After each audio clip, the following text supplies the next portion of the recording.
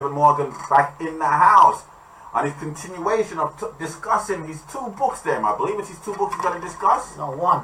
One book, and that That's is cancer. That's the one to do cancer. Demystifying Cancer, Exposing Deception. Please show it to the people, so that they can see it. Demystifying Cancer. Alright, cool. Alright, and that's as I said, the Demystifying Cancer, Exposing Deception of Cancer, Deception of the No Cure for Cancer. What I want to ask you real quick before I let you go, alright? The pharmaceutical, they're the ones that say that you can't say that, is that I think there's a law that was passed that was saying that you can't say there's a cure for cancer, and this is coming from the pharmaceutical company lobbyists. Is that true? Like they lobby the politicians and so forth? You can't say that because they say there is no cure, and for you to say there is a cure, you have to go through their protocols. And to go through their protocol for any drug costs you something like $1 billion. Sorry, who is they? The cancer, the pharmaceutical industry. So if you're going to come with anything that you can, that they will say that is endorsed, so you have to go through a certain protocol, and it costs like $1 billion to do that, to produce anything that you can say, well, it's been approved. And once you haven't got anything that is approved by them, therefore you can't say there is a cure, you have a cure. So it has to be approved by them. So they basically have that system unlock.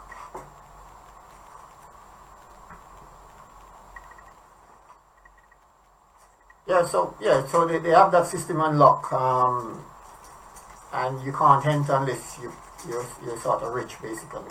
Oh, that's what I meant to ask you from the last time. You talked about man hours. What kind of money are we talking about that's been invested into this over the last 100 years? I don't think there's any specific. I tried to get the specific figures as to how much being, but it is in the tens of billions that they have invested, because over 100 years since they've been doing this research, if you put into that would involve thousands of manpower in terms of brain power, doctors, and that is part of the reason why it makes it so incredible that they haven't found an answer. And people are under the impression that they have found some measure of cure because, as I said, if you survive for 5 years and you're still alive, they say the treatment has been successful. So they never mention what age you need to be. So in other words, if you're 15 and then you die when you're 21, as far as they're concerned, that's going to be recorded on the statistic that was a successful treatment. That's an important thing for people to look into, because that's a deception, in my opinion, that you will have a system that says 5 years suggests that that a treatment is judged based on the fact that you survive 5 years after the treatment. So that's problematic for people in terms of the fact that they have been spending all of this money and they still manage to keep people ignorant about what is it they're doing. And because people are busy minding their own business, that's what most of us do. So we sort of say, well, I'll let the doctor take care of his business and I will take care of mine. And because I'm not qualified to be a doctor, I have no authority to question the doctor.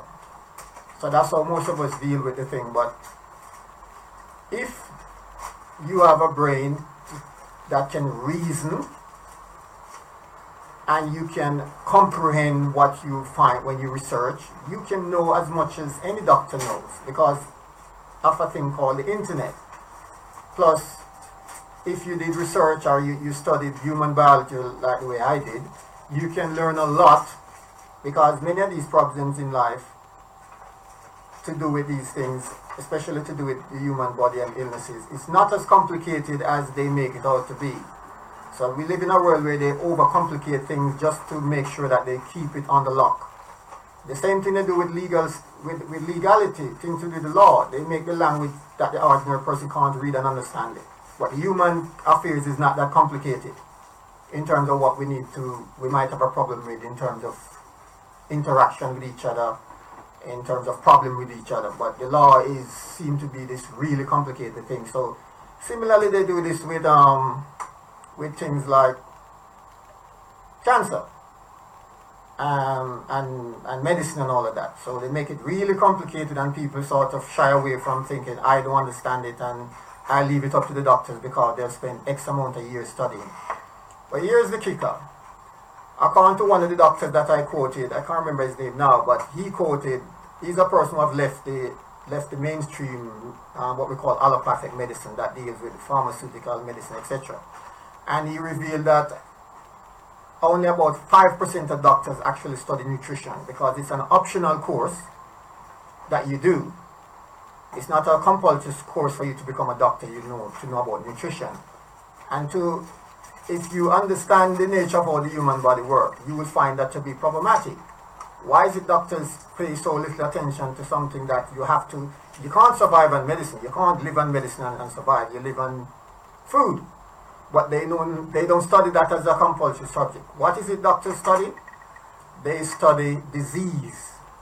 And this is one of the distinctions that I've written about in terms of demystifying cancer, understanding the distinction between the two types of medicine. One that we are all accustomed to, you go to the chemist, you get a prescription, you take some drugs, and in most diseases, you're a customer for life. That's called the allopathic system or the allopathic medicine. You have the naturopathic medicine that deals with more a natural approach, which is a combination of your diet and lifestyle to deal with natural and herbs, etc. Something that can't be patented. While the medicine involved in the allopathic system are all patented so that you can corner that market and make a fortune. So, let me just touch on a few things to do with this issue about diet and its relationship to illness in general. There is a doctor called Dr. Isaac Jennings, and he made a statement that there is no healing force outside of the body. Why is that important? This is something worthy for you to go and research. There is no healing force outside of the body. In other words, the body came equipped to heal itself. How does it do that? Well, take for example, if you get, we all seen a demonstration. If you get a cut, does the body know how to heal that cut? Yes. It coagulates the blood, then eventually a scab is formed, and then over time, the body is healed. Same thing applies to if you get like a sprain on your arm. It becomes stiff. That means the body is saying, don't move it, I'm trying to reset the thing. So it becomes stiff, and we think the stiffness is part of the problem. That's how the body go about doing its thing. You don't want it to keep moving the thing around so that it doesn't have time to fix the problem. But you give it enough time, it will fix itself. So we know the body, for example, can deal with small amount of poisons. It can kill germs. So when we get a cut, for example, you see it form pus over time. The pus is the end result of the body killing the germ. So the body have done its job. So the body is equipped to deal with its to fix itself. Right? So you say one of the other misconceptions, for example, the common cold. We cough this thing up and people say, oh, you're catching a cold. In effect, when you start to spit that thing out, that's the end result of the body already have fought and killed the germ, and that's the end result of the body getting rid of that unwanted germ from the body. So at this point, the only thing you want to do is to help the body get rid of it by detoxing your body. So the body does two things to fix itself. In general, when it comes to most general situations, it's detox. So we have a detoxification system. Either we sweat it out, or we go to the toilet, or we vomit, etc. So these are the ways, and then the other ways the body fixes itself is to nourish. So the body detox, and then you need to give it things that it can use to fight. So that you can't live without having food. But what type of food? So the body needs vitamins, minerals, carbohydrate, protein, etc. But these things can be added in a natural way. If we want to go into this deeply, the question is, what did we eat before we invent cooking, for example? And here's a thing. There is a question about what is supposed to be the human diet. And as controversial as this subject might sound, the answer to it is probably even more controversial. The fact that most of us agree what the human diet is supposed to be. And this is how we prove that. We all agree that we should eat vegetable fruits, right? Okay, we also, and then in general, we don't believe that we should cook the fruits, do we? We think we should eat the fruits raw. We also agree that we need vegetables. Most of us agree to that, even though we don't act on it. And how do we try to compensate for not acting on that? We do a thing called a little bit of salad. So that becomes a little additional thing we put on the dish there just to assuage our conscience and say, yeah, you know, I've eaten some vegetables. So here it is again, we're eating raw vegetables. So here's two dynamics that we instinctively know that is good for the body. Right? And we're saying that the body is equipped to defend itself if you give it the tool that it needs. So the body needs oxygen, so you need to, so that's one of the way exercise is good. You oxygenate your body. There's foods like fruits and vegetables help to take oxygen to your cells. So the question is, why doesn't the body heal itself all the time? Simple. Because the body becomes overwhelmed. We can abuse and use and abuse the body repeatedly because we put things in our mouth repeatedly on a daily basis. One of the things that came out of the research I've done is this, that 2 out of 3 people die from what they eat. That's what the experts are saying. 2 out of 3 people die from what they eat. That's a tremendous amount of people. So if this is the case, why there is no more information about what is it we're putting in our mouth? For example, one of the research revealed to do with this cancer thing on the WHO website, one of the things they list as one of the major causes of cancer is alcohol. But you don't see that on any bottles when you buy it, do you? We've gotten this point to do with smoking. After decades of denial that it have anything to do with cancer, eventually, they now put it on the packet and it's getting even more, you know, they just go all out with this now. They put images on it of what cancer would do to, what smoking would do to you and all of that stuff. But we haven't gotten to the point where that this is common knowledge that alcohol is one of the things that cause cancer. And we definitely hasn't gotten to the point where they promote the idea that food cause cancer, certain type of diet cause cancer. We haven't got to that part at all. So maybe we're going to be unlucky and it might be the next 20, 30 years or whatever before we get to the point where it's a general consensus that diet cause cancer. So these things seem to take an inordinate amount of time for us to arrive at these conclusions and this knowledge become this knowledge become commonplace basically. So that's the system we live in now, which means that it put an extra burden on you to do your own research, to understand. As I said, I think it's of serious weakness in our education system that human biology is not a compulsory subject. So that so few people understand how the human body works and how to eat properly, and so human biology should be a compulsory subject and nutrition should be a compulsory subject. So I try to introduce that type of, I've introduced that type of information in the Demystifying Cancer book to give people at least some basic information about certain important aspects of how we should go about eating foods and what is, and the whole subject was dealt with as to what is the correct human diet and to demonstrate that point in a scientific way. So, for example, we can apply common sense to this thing as well. Because what is it that the body recognizes? The body recognizes what? Food. It recognizes things that it can use what is in it. So it recognizes food. And, well, let's put that another way. We understand there is good food and there is not good food. That is why we call, what we call the other food. We call it junk food. So we know the truth that not every food is supposed to be food. That is why we attach the word junk to it. But in spite of that, it's not a problem and it's quite legal. Right? It's like I saw something where a child, the child asks for some food or the other, and the mother said, no, you shouldn't have that, it's not good for you. And the child says in its simple child wisdom, if it's not good for us, why do they make it? So here it is, we have a child asking one of the wisdom of all time. If it's not good, why do we make it? So we have a thing called junk food, and it's one of the biggest industry in the world.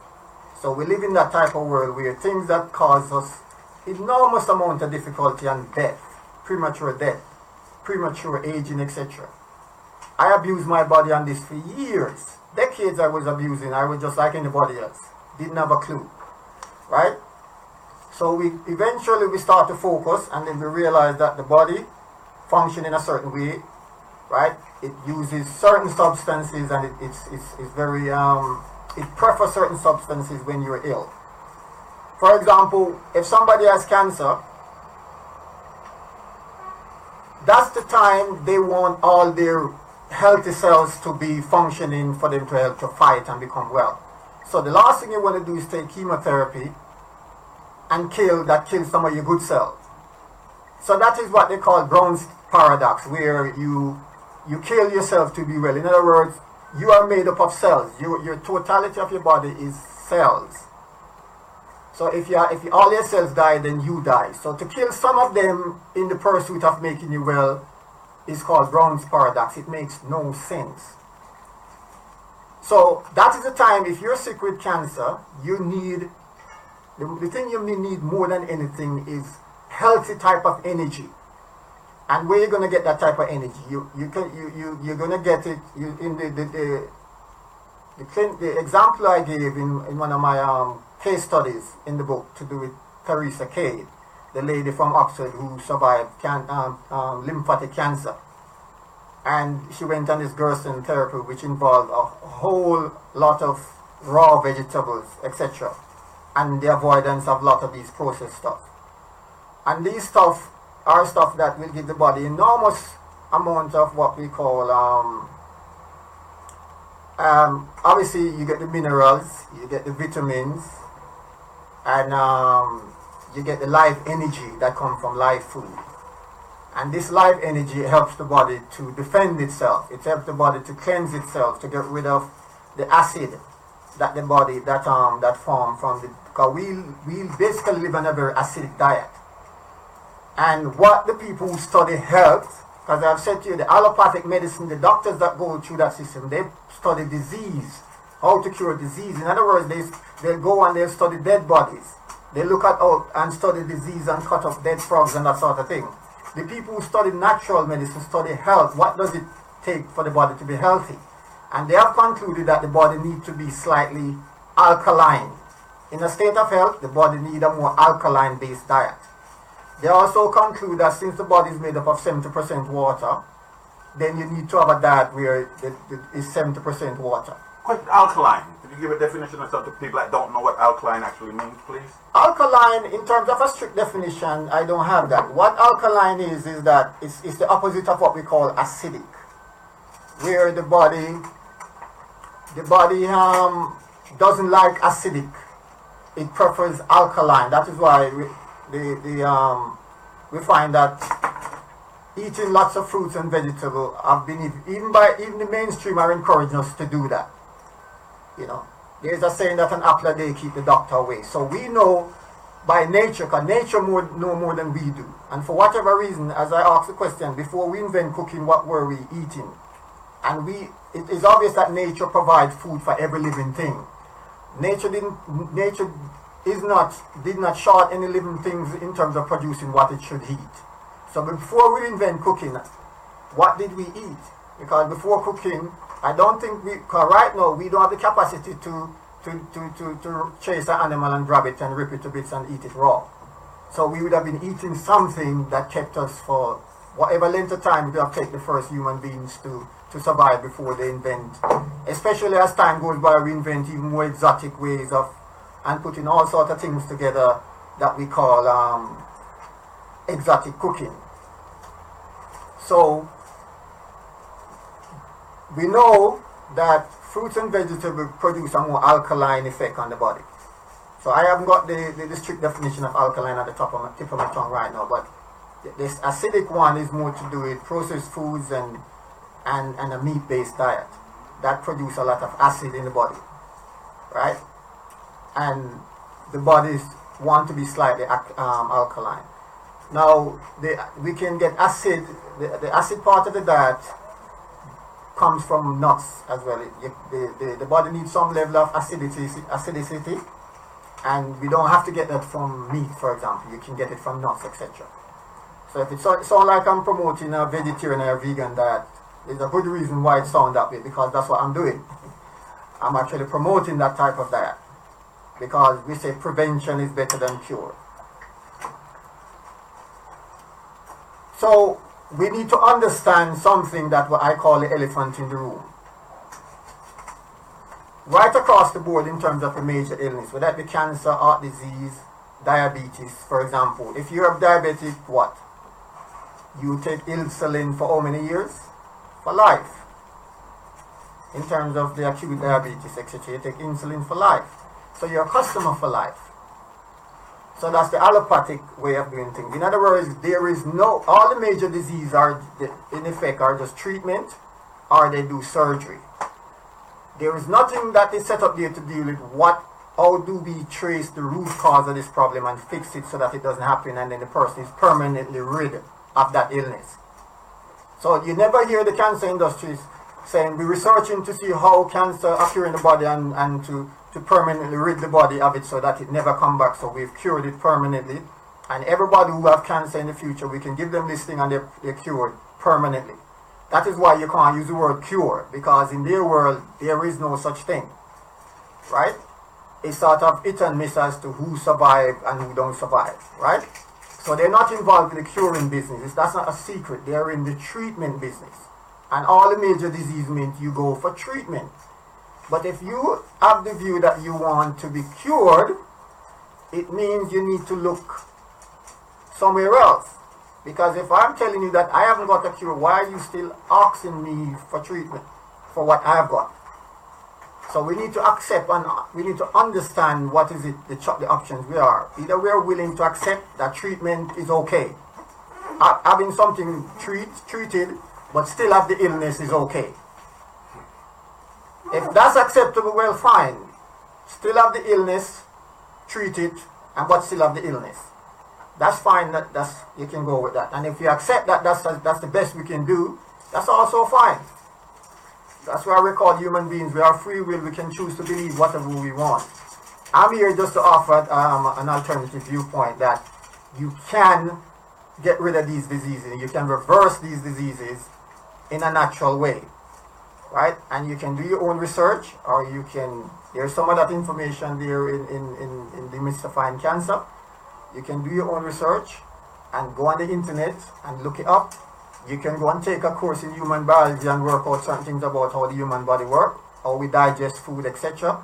You can do a course in nutrition to find out what is it the body needs and how the body responds to different things that you put in it. You can do all of that because it's that important now. Because we're up against a system that is there. It is now becomes a business. One of the subthing on the book is this: cancer used to be a disease, it's now a multi-billion-dollar industry. Right? It is a self-sustaining system there that they cannot lose, because they are predicting that more people, cancer is going to double in the next 20 years or so. That's what they're predicting. Yet still they demand more and more money to do what exactly after 100 years. In 100 years, were they researching what is the root cause of cancer? I explained the clinical trial that was done by Cancer Research UK in 2009. And what did it reveal? It revealed that the same information that Dr. Otto Warburg discovered in 1924 is correct. That cancer occurs because the cells become starved of oxygen, and that can trigger a process that results in the body becoming cancerous. That's what they prove. They also prove that the same, no matter where the cancer is in the body, it responds to if the cancer is given oxygen.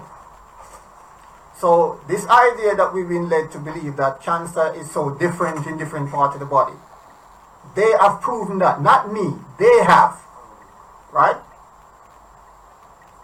You can Google that information. The headline says, Oxygen kills cancer. That was the headline that was reading this research that was done, and it's somewhere. I think it's still online there somewhere, right? And they demonstrate in that the whole idea that cancer is this real mysterious thing, and there's hundreds of different type of cancer, etc. They have proven that that is not the case. The only problem is this: since it has something to do with oxygen, since this cancer thing has something to do with the lack of oxygen, how does a drug, a chemical, help the body to solve such a problem?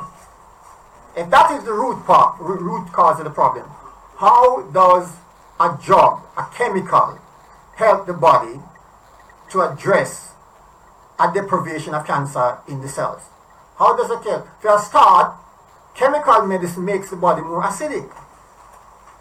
And the body does not like a state of being acidic. It does not. So therefore, you could do that for 1,000 years.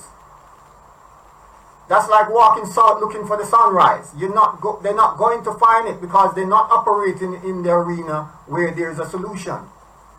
As I mentioned earlier, the father of medicine that doctors take the oath to, and part of that oath is that they should not do anything that will harm the human body. But the drugs that we use now does harm the human body, because all of these drugs have what we call a side effect.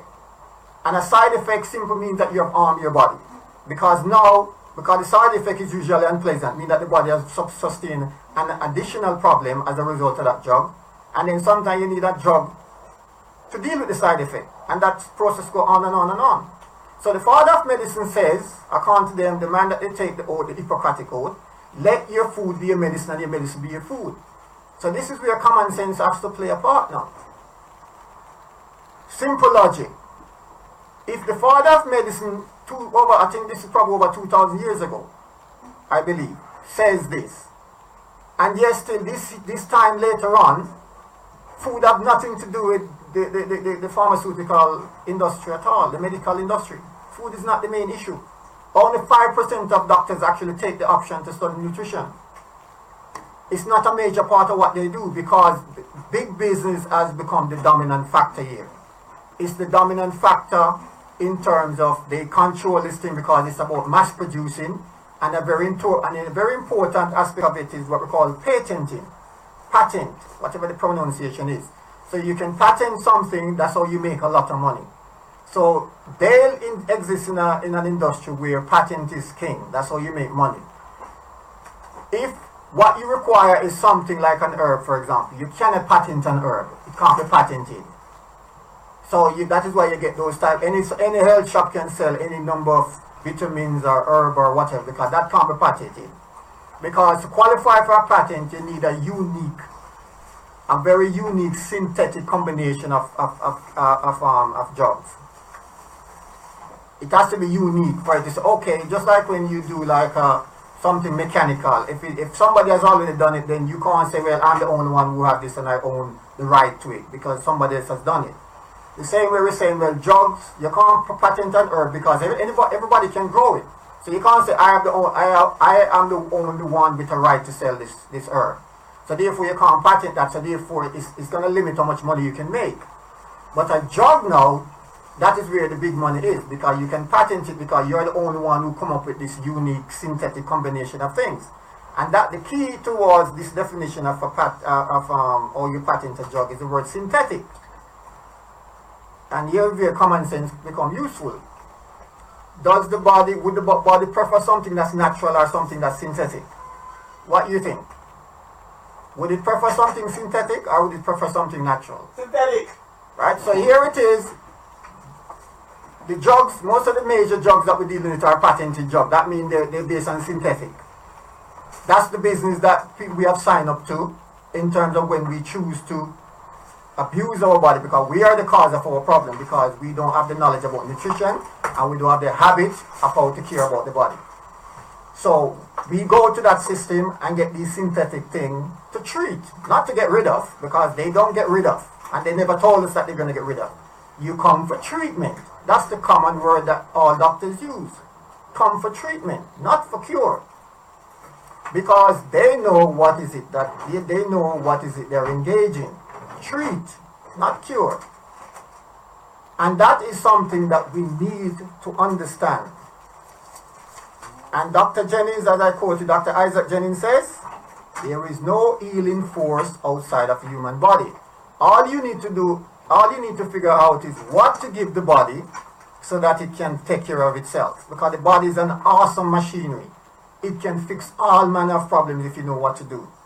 So a combination of the right substance in the body, a combination of exercise, lots of sleep, relaxation, absence of stress, etc. All of these things can help us to deal with the problems that we're dealing with right now. But that is not something that you can make a fortune from, can you? You can't bottle diet. You can't bottle that and sell it or patent that and sell it, right?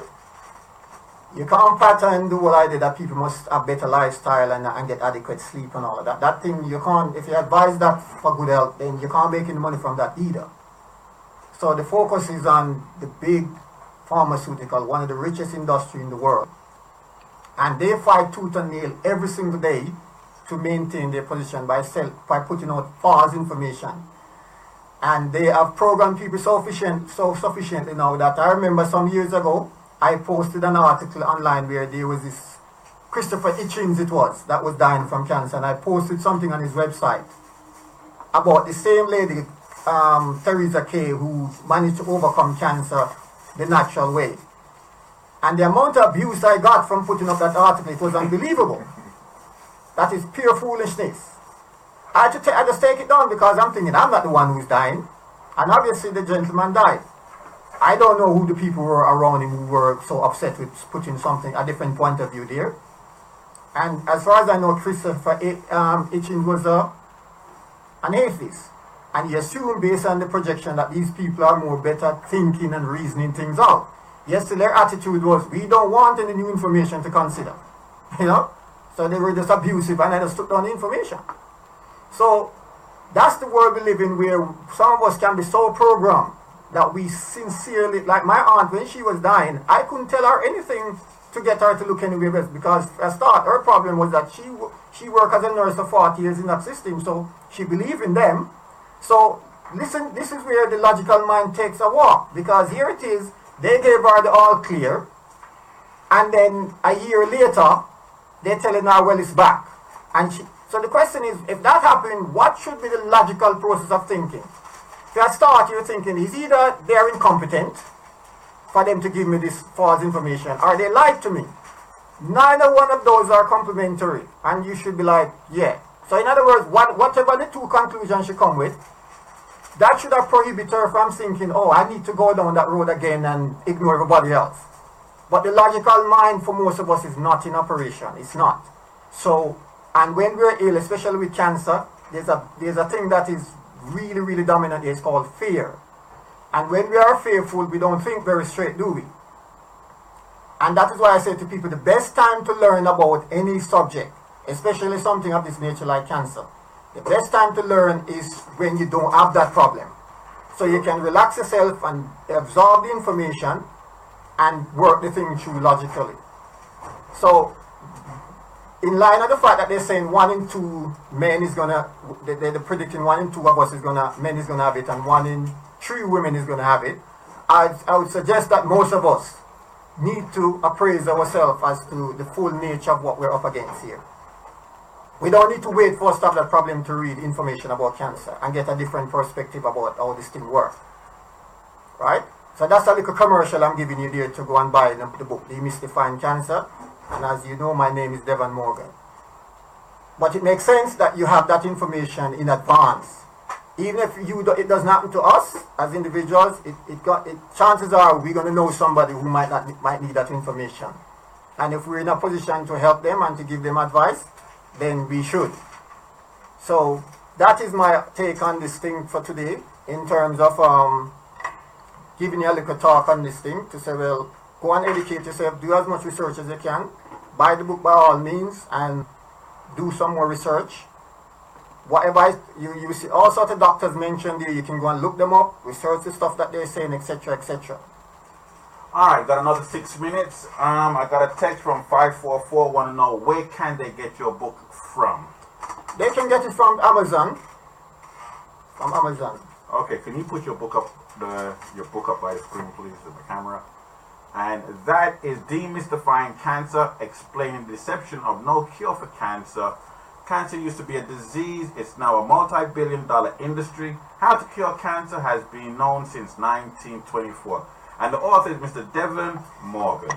And you have another book there before you go, and that is The Love of Money, The Root of All Evil, The Greatest Lie Ever Sold. And is this the innocent victim of misplaced blame? Money is the innocent victim of misplaced blame. Thank you. Could this belief system stem your success flow? And that's the author, Mr. Devon Morgan. Is there any other further contact information, Facebook, anything that they can get in contact with you? There's a page on Facebook to do with the cancer book. So if they can look me up on Facebook and they can like the page, the Demystifying Cancer page, that would be, I would welcome that. If people want to go on Facebook and look up the Demystifying Cancer page on my book, on my page, you see me there on Facebook, you can like the page. That would be very helpful to try and share. And share, yes. Okay, thank you very much, Mr. Devon Morgan. It's been a pleasure having you in the house. You notice I kicked back. I didn't have nothing to say because I think what you have and was saying was very, very important to the public and so forth. All right? And on that note, as I said, thank you very much.